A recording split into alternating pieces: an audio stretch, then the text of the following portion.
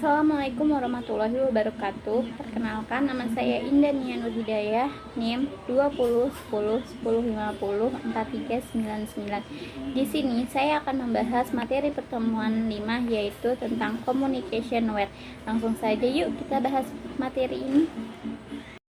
Yang pertama ada kabel jaringan. Apa sih itu kabel jaringan? Kabel jaringan komputer adalah suatu perangkat keras komputer berupa kabel yang dirancang khusus dengan kriteria tertentu, serta memiliki peran penting karena bertugas sebagai penghubung dengan karakteristik yang dikategorikan sebagai media transmisi terarah atau guided wireline dalam suatu jaringan komputer. Adapun maksud dari sebutan media transmisi terarah atau guided wireline di sini yaitu sebagai kondisi di mana gelombang elektromagnetik yang digunakan dipandu sepanjang fisik yang diwujudkan dengan menggunakan kabel. Adapun jenis-jenis kabel jaringan, yang pertama yaitu kabel koaksial, yang kedua yaitu kabel twisted pair, dan yang ketiga yaitu kabel fiber optik. Langsung saja yuk kita bahas jenis-jenis kabel jaringan ini. Yang pertama ada kabel koaksial. Ini merupakan kabel jaringan komputer yang memiliki tampilan fisik terdiri dari kawat tembaga sebagai inti yang dilapisi oleh isolator dalam lalu dikelilingi oleh konduktor luar. Kemudian pembungkusnya menggunakan bahan semacam PVC sebagai lapisan isolator paling luar. Kabel koaksial umumnya digunakan sebagai kabel jaringan komputer untuk topologi bus dan ring. Tetapi beberapa produk LAN di zaman yang modern ini kebanyakan sudah tidak lagi mendukung koneksi kabel koaksial. Pasalnya, kekurangan yang bisa ditemukan dari kabel jaringan komputer yang satu ini adalah jangkauan dan keandalannya yang sangat terbatas. Terlebih lagi, sejak kehadiran kabel twisted pair yang dianggap lebih efisien dan fleksibel, alhasil kabel jaringan koaksial cenderung ditinggalkan. Yang kedua ada kabel twisted pair. Ini merupakan kabel jaringan komputer yang memiliki tampilan fisik dari pasangan-pasangan kabel yang disusun secara berlilitan atau membentuk spiral. Kabel twisted pair ini dibagi lagi menjadi 3 jenis, yaitu kabel UTP atau unshielded twisted pair, kedua kabel FTP atau veiled twisted pair, dan yang ketiga ada kabel STP atau shielded twisted pair. Kabel UTP, VTP, dan STP ini memiliki susunan kabel yang sama, namun terdapat perbedaan material dan bahan pembungkus yang digunakan sehingga mereka memberikan dampak yang berbeda pula dari segi kelebihan dan kekurangan yang dimiliki masing-masing kabel.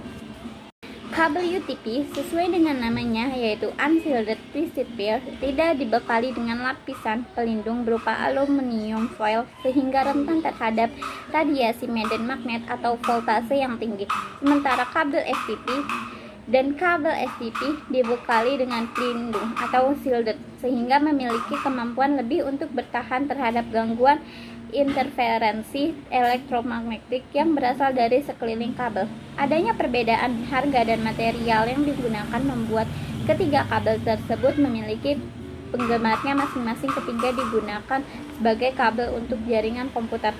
Hanya saja kabel UTP menjadi yang paling populer dibanding kabel FTP dan kabel STP karena harganya yang lebih murah serta material yang tipis dan lunak sehingga lebih mudah dibawa kemana saja dalam proses instalasinya. Kelebihan yang dimiliki kabel UTP tersebut tak hanya membuatnya lebih sering digunakan ketimbang kabel FTP dan kabel STP saja, melainkan juga menjadi salah satu faktor karena kabel jenis ini lebih populer dibandingkan dua jenis kabel jaringan lainnya seperti kabel koaksial dan kabel fiber optik. Yang ketiga ada kabel fiber optik. Ini merupakan kabel jaringan komputer yang dibuat dengan teknologi yang paling baru karena lebih canggih ketimbang dua jenis kabel jaringan komputer lainnya yaitu koaksial dan kabel twisted pair. Kabel fiber optik memiliki segudang kelebihan yang salah satunya yakni kemampuan dalam hal transfer data yang terbilang sangat cepat. Namun, tetap saja kabel jaringan komputer yang satu ini belum mampu mengalahkan tingkat popularitas dari kabel twisted pair karena harga kabel dari fiber optik ini sendiri cenderung lebih mahal sehingga jarang digunakan. Selanjutnya kita akan membahas apa saja kelebihan dan kelemahan dalam menggunakan jaringan kabel ini. Yang pertama, kelebihan jaringan kabel. Yang pertama ada relatif lebih murah biayanya. Yang kedua, tingkat keamanannya jauh lebih tinggi. Yang ketiga, performa atau stabilitas jaringan lebih tinggi, yaitu transmisi data 10 sampai dengan 100 Mbps. Yang keempat ada reliabilitas. Yang kelima, delay atau waktu koneksi antar komputer cepat sehingga transmisi data cepat. Dan adapun kelemahan dalam menggunakan jaringan kabel ini, yang pertama ada kurang fleksibel jika ada ekspansi, yang kedua mobilitas yang kurang, yang ketiga membutuhkan tempat dan lokasi yang jaringan yang permanen, yang keempat membutuhkan biaya perawatan yang rutin, yang kelima penggunaan terbatas pada satu tempat yang terjangkau dengan kabel, yang keenam waktu instalasi relatif lebih lama.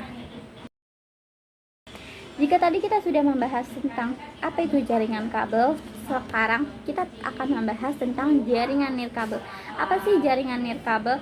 Wireless atau wireless network merupakan sekumpulan komputer yang saling terhubung antara satu dengan yang lainnya. Pada dasarnya, wireless dengan LAN merupakan sama-sama jaringan komputer yang saling terhubung antara satu dengan yang lainnya. Yang membedakan antara keduanya adalah media jalur lintas data yang digunakan. Jika LAN masih menggunakan kabel sebagai media lintas data, sedangkan wireless menggunakan media elektromagnetik atau radio gelombang. Penerapan dari aplikasi wireless network ini antara lain adalah jaringan nirkabel di perusahaan atau mobile communication seperti handphone dan HT.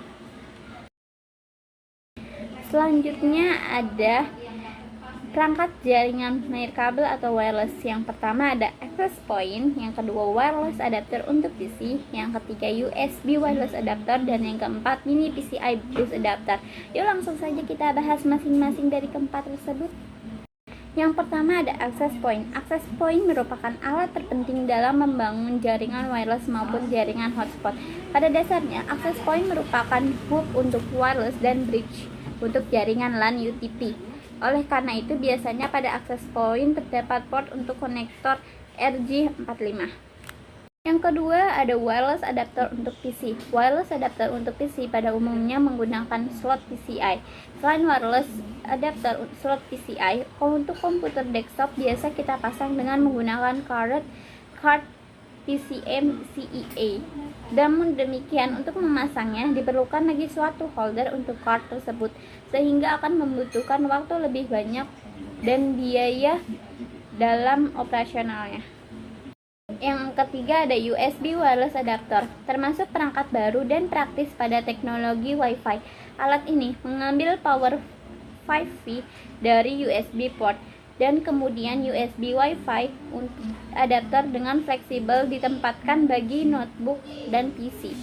Tetapi pada perangkat USB Wi-Fi adapter memiliki batasan. Sebaiknya menggunakan USB port 2.0 karena kemampuan sistem Wi-Fi mampu mencapai data rate 54 Mbps. Selanjutnya ada kelebihan wireless. Apa saja sih kelebihan wireless? Yang pertama, pembangunan jaringan yang cepat. Yang kedua, mudah dan murah untuk direlokasi. Yang ketiga, biaya pemeliharaannya murah. Yang keempat, infrastruktur berdimensi kecil. Yang kelima, mudah untuk dikembangkan. Yang keenam, sumber-sumber file bisa dipindahkan dengan mudah tanpa menggunakan media kabel. Yang ketujuh, mudah sekali untuk di setup dan juga andal sehingga cocok untuk pemakaian di kantor maupun di rumah. Selanjutnya ada kekurangan wireless. Apa saja sih kekurangan wireless? Yaitu yang pertama, keamanan atau kerahasiaan data-data rentan. Yang kedua, interferensi gelombang radio. Yang ketiga, delay atau kelambatan yang besar. Yang keempat, biaya peralatan rata-rata mahal. Yang kelima, produk dari produsen yang berbeda-beda, kadang tidak kompatibel atau cocok. Yang keenam, kualitas sinyalnya yang dipengaruhi oleh keadaan cuaca maupun udara. Artinya, kualitas dari koneksinya saat cuaca bagus akan berbeda saat kualitas koneksi cuaca buruk, dan dipengaruhi juga oleh batas-batas dinding gedung atau ruangan. Yang ketujuh, mahal dalam investasinya kalau dibanding dengan menggunakan media kabel. Yang kedelapan, kemungkinan penyadapan koneksinya lebih besar terjadi jika dibandingkan dengan menggunakan media kabel. Sekian, terima kasih dari saya. Apabila ada kesalahan dan kekurangan mohon dimaafkan. Wassalamualaikum warahmatullahi wabarakatuh. Terima kasih.